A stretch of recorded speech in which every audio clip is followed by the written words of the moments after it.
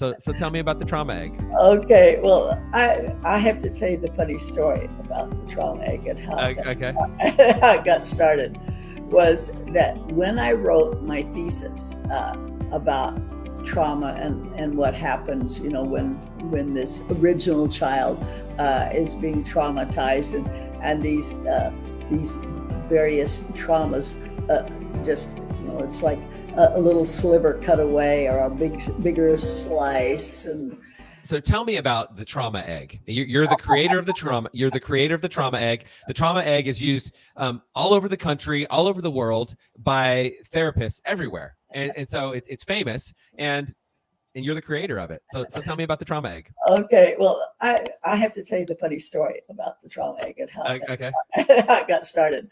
Was that when I wrote my thesis about trauma and what happens, when this original child is being traumatized and these various traumas just it's like a little sliver cut away or a bigger slice and etc. Well, so when I wrote my thesis, of course, you can tell how old it was because it was before computers. I had to do it on a typewriter, and so I had all these diagrams, and they were circles, and so I used the old-fashioned compass, and I had to hand draw all these circles and etc. But they were perfect circles. So that was my thesis. Okay, but when I decided that I would teach it to my clients, I went and bought a big easel pad. Well, an easel pad is longer and narrower. Okay. It's more a rectangle. Okay. And so I remember really clearly I had this female client, and I only did intensives. I didn't see clients once a week. So they came, I saw one client in the morning for 4 hours, one client in the afternoon for 4 hours, for 5 days a week for 3 weeks. And so right at the very first, I decided I was going to have them do this exercise. I didn't know what to call it. And so I sat on the floor with her with this big easel pad and a packet of pens. And so I looked at this, and so I started to draw a circle, but because of the way the pad was, it ended up being an oval. So I'm looking at this, I'm thinking, oh, that kind of looks like an egg. And so I thought, okay, let's talk about what kind of nest you were born into. So I said, was the nest satin ribbon and rose petals, or was it a bunch of prickles? And so we talked about that, and I added those things at the bottom, little things about mom and dad and older brothers or sisters and et cetera. And then I said, well, now let's talk about various painful things that have happened.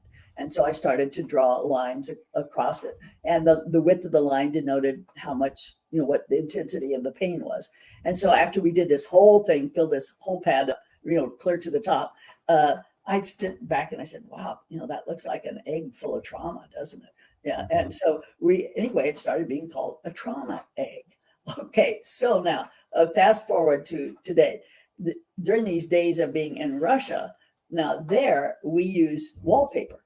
And so, which is really, they don't have easel pads. So actually God arranged this because the wallpaper is what we need there, because one pad of, easel pad doesn't do it for them.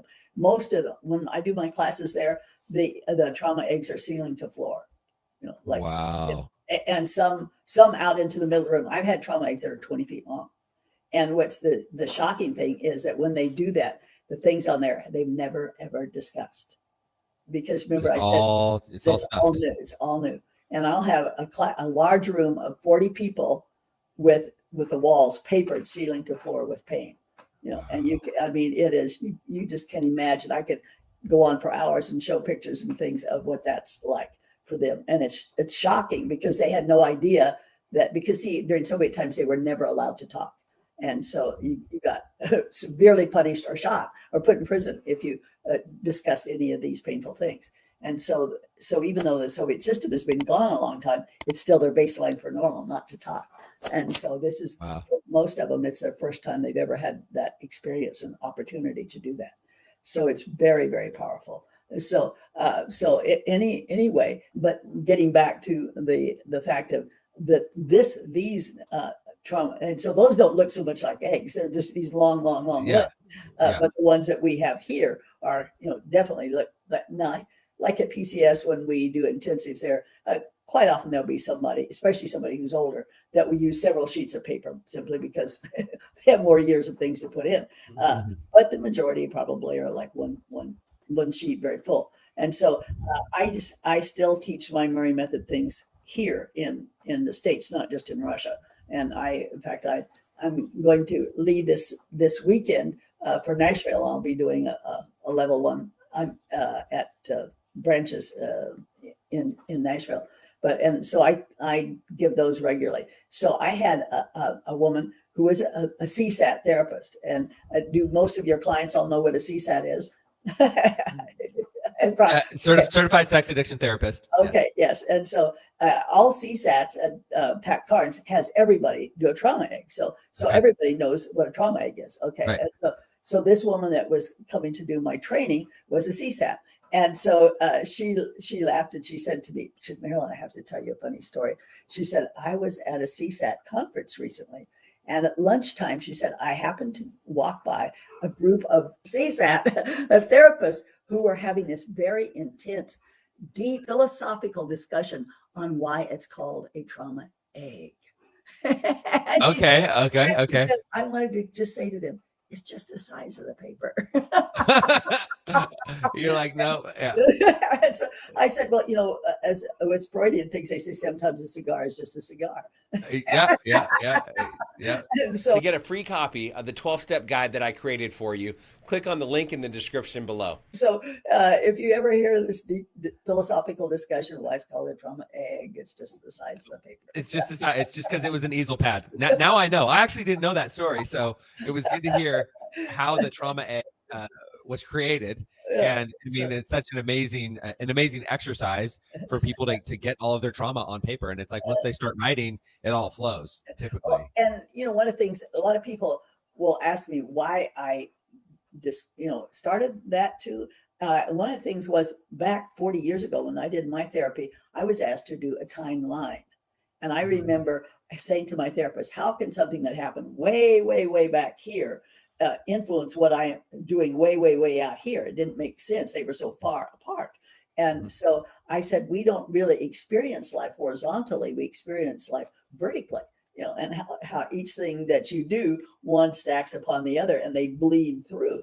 And so that's by doing that exercise where you are stacking everything upon each other. I know with the trauma egg, when I did my intensives, the 3-week intensives, I always would suggest that my clients on the last day invite like a spouse or a relative or a close friend or somebody to come.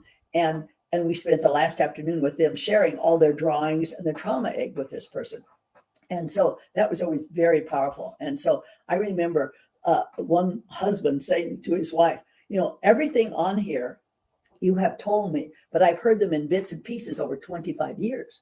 And he said, I never thought about, seeing them like this, one on top of the other. He said, now it's so easy for me to understand why you do what you do. He said, I can see now why when I do da-da-da-da, but of course, look at it, it activates this and this and this and this.